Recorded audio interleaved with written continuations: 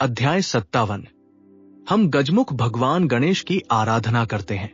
उनकी शक्ति का सामना कोई शत्रु नहीं कर सकता। वह सिंदूर की चमक से शोभायमान है। उनकी तलवार समस्त अहंकार का नाश कर देती है। भगवान शिव की तीसरी आंख आपकी रक्षा करे।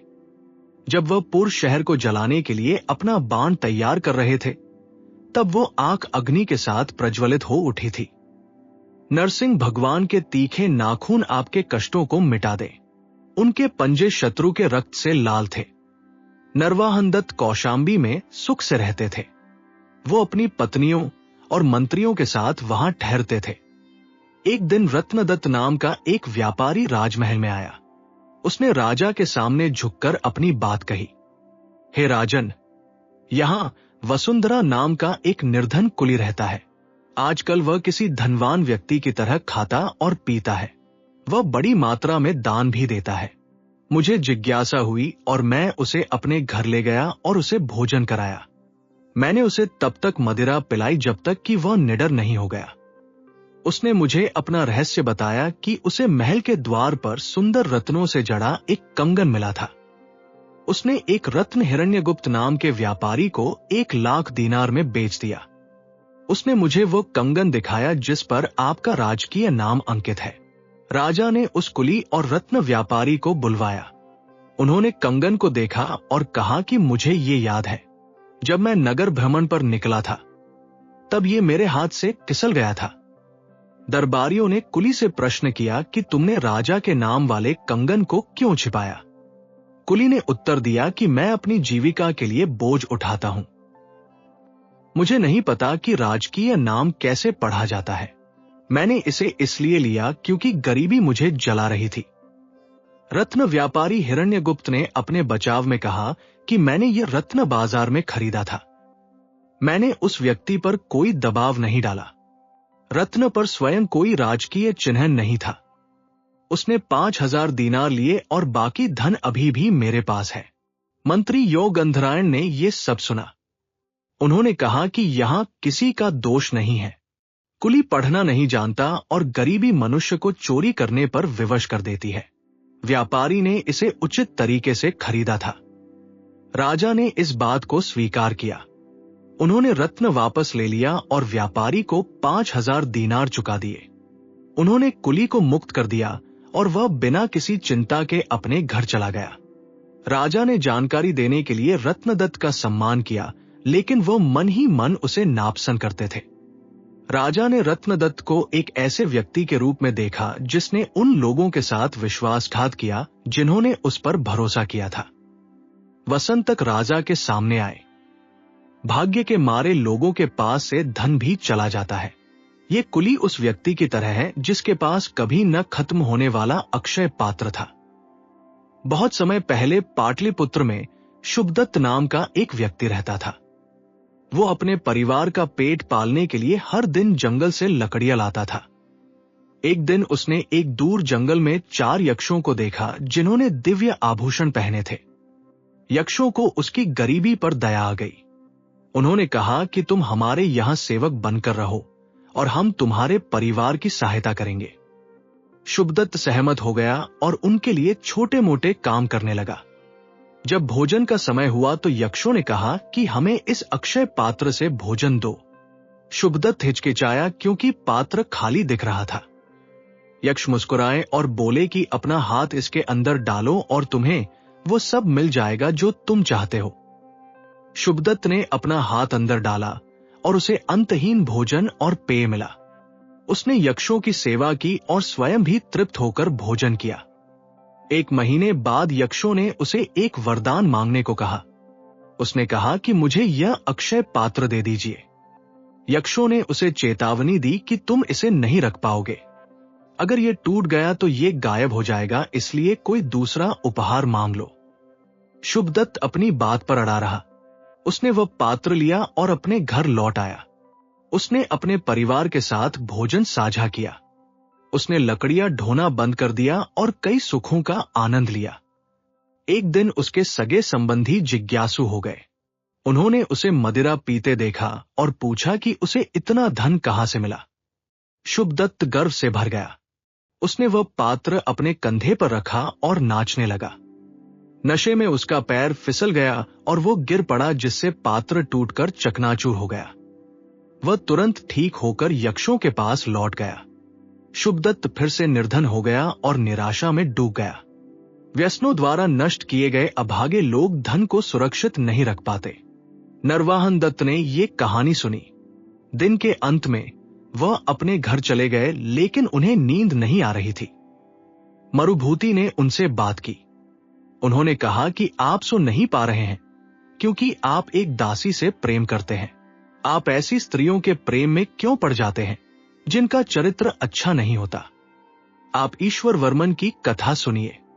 चित्रकूट नगर में रत्नवर्मन नाम का एक धनी व्यापारी रहता था। उसका ईश्वर वर्मन नाम का एक पुत्र था। पिता को अपने पुत्र की चिंता थी, क्योंकि वह जानते थे कि कुछ स्त्रियां युवा पुरुषों का धन और जीवन चुरा लेती है। वो अपने पुत्र को यमजेवा नाम की एक वृद्धा के पास ले गए, जो छल की कला सिखाती थी। यमजेवा अपनी पुत्री को उपदेश दे रही थी कि धन के कारण ही सबका मूल्य होता है। हमारे व्यवसाय की स्त्री को प्रेम में नहीं पड़ना चाहिए, क्योंकि प्रेम विनाश लाता है। तुम्हें बिना सच्चाई के प्रेम दिखाना चाहिए। एक पुरुष का स्नेह प्राप्त करो और उसका धन निकालो। जब वह बर्बाद हो जाए तो उसे त्याग दो, और यदि उसे फिर से धन मिल जाए तो उसे वापस अपना लो। रत्नवर्मन ने अपने पुत्र को ये युक्तियां सिखाने के लिए उसे 1000 दीनार दिए। ईश्वर वर्मन ने 1 वर्ष तक अध्ययन किया और इन तरीकों में चतुर हो गया। जब वह 16 वर्ष का हुआ तो उसके पिता ने उसे पूंजी के रूप में 5 करोड़ दिए। ईश्वर वर्मन एक काफिले के साथ स्वर्णद्वीप के लिए निकल पड़ा। वह कांचनपुरा नगर पहुंचा और एक मंदिर में गया, जहां उसने सुंदरी नाम की एक नर्तकी को देखा। वो अत्यंत सुंदर थी। ईश्वर वर्मन अपने सभी पाठ भूल गया और उसके प्रति समर्पित हो गया। उसने सुंदरी से बात करने के लिए एक मित्र को भेजा और सुंदरी ने उसका स्वागत किया। ईश्वर वर्मन उसके घर गया, जहां उसकी माता मकट्टी ने उसका सम्मान किया। उसने सुंदरी के साथ रात बिताई और अगले दिन वह उसे छोड़कर नहीं जा सका।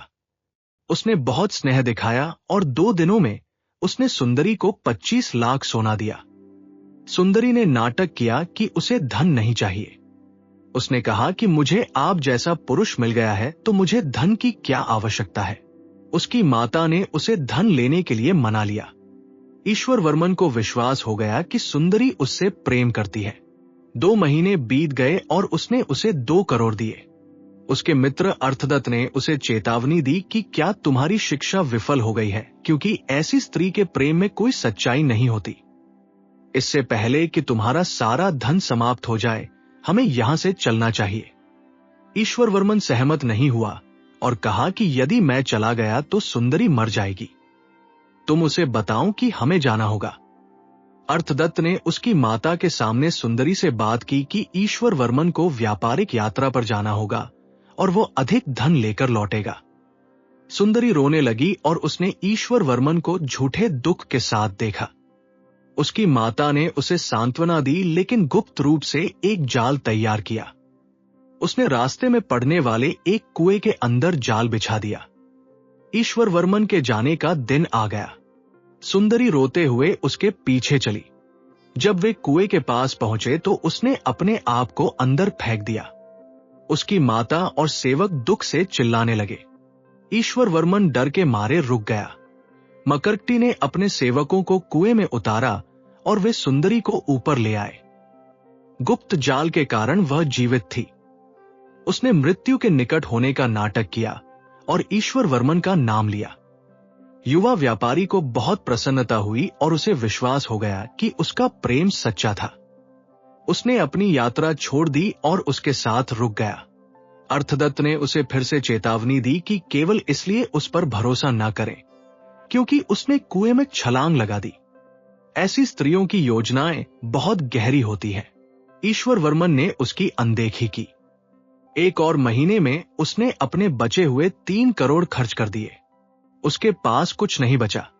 मकरटी ने उसे गर्दन से पकड़कर घर से बाहर निकाल दिया। अर्थदत्त घर लौटा और रत्नवर्मन को सब कुछ बता दिया। पिता बहुत दुखी हुए और यमजेवा के पास गए। उन्होंने कहा कि तुमने मेरे पुत्र को गलत शिक्षा दी, जिससे मकट्टी ने उसका सारा धन छीन लिया। यमजेवा ने उत्तर दिया कि अपने पुत्र को वापस लाओ और मैं मकट्टी का सारा धन छीनने में उसकी सहायता करूंगी। अर्थदत्त ईश्वरवर्मन को घर ले आया और पुत्र ने सब कुछ स्वीकार कर लिया। यमजेवा ने जाल वाली युक्ति समझाई। वह आला नाम का एक बंदर लेकर आई और उसने बंदर को 1000 दीनार निगलवा दिए।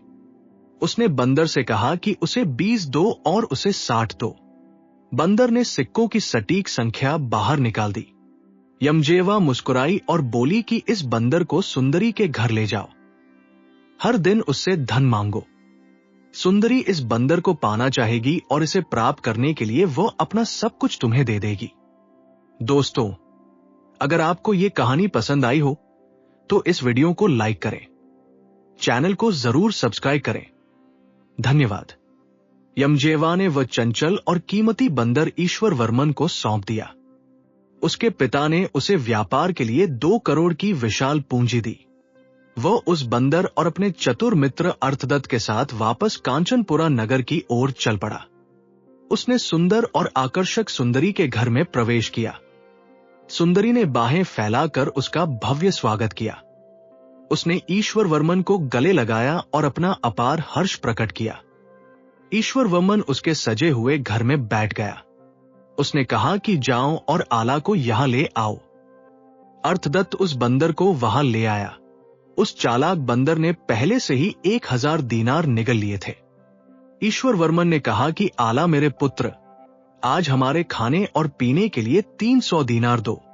अन्य खर्चों के लिए 100 दीनार निकालो। 100 दीनार माता मकट्टी को भेंट करो। 100 दीनार पवित्र और ज्ञानी पुरुषों को दान करो।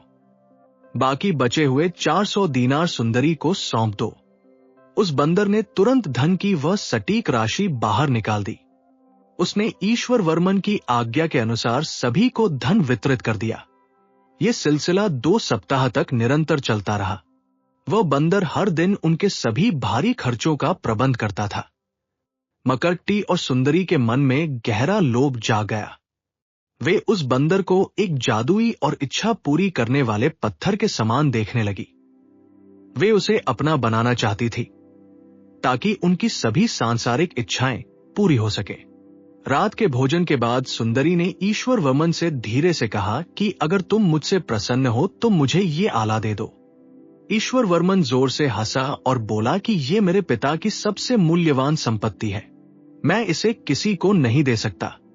सुंदरी अपनी जिद पर अड़ी रही। उसने कहा कि तुम यह मुझे दे दो और मैं तुम्हें इसके बदले 5 करोड़ दूंगी। ईश्वरवर्मन ने अपना सिर हिलाते हुए मना कर दिया।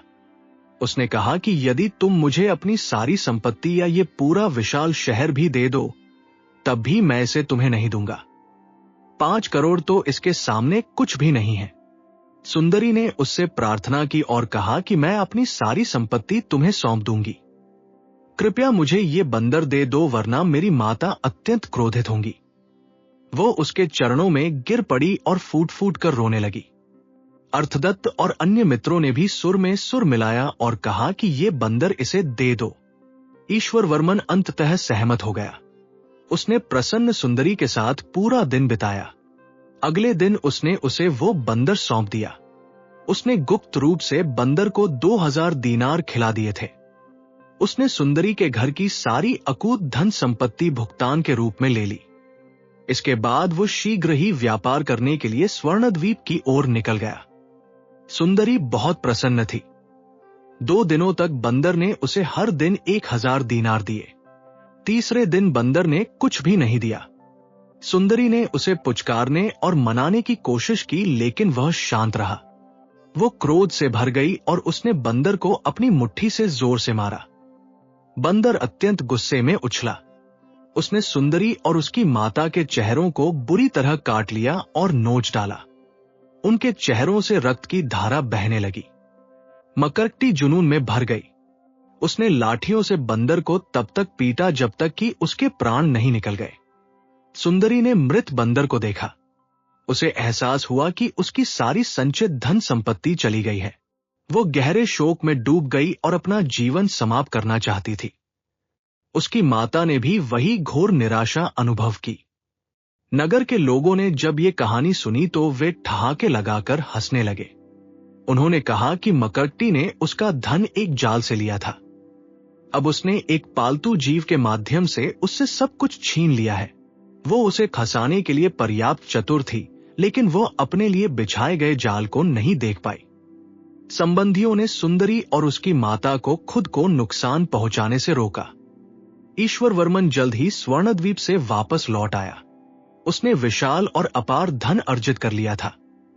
वह चित्रकूट में अपने पिता के घर गया। उसके पिता ने वो खजाना देखा और बहुत सुखी हुए। उन्होंने यमजेहवा को पुरस्कृत किया और एक भव्य उत्सव का आयोजन किया। ईश्वरवर्मन ने ऐसी स्त्रियों का छल और कपट देख लिया था।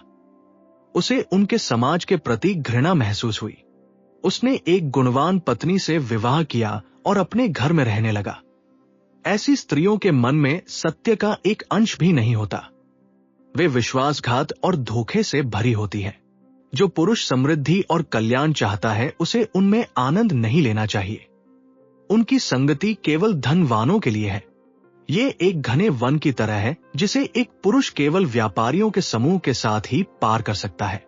नरवाहनदत्त ने मरुभूति से ये रोचक कहानी सुनी। वो और गोमुख बंदर और जाल की इस कथा पर दिल खोलकर हंसे। दोस्तों, अगर आपको ये कहानी पसंद आई हो तो इस वीडियो को लाइक करें, चैनल को जरूर सब्सक्राइब करें। धन्यवाद।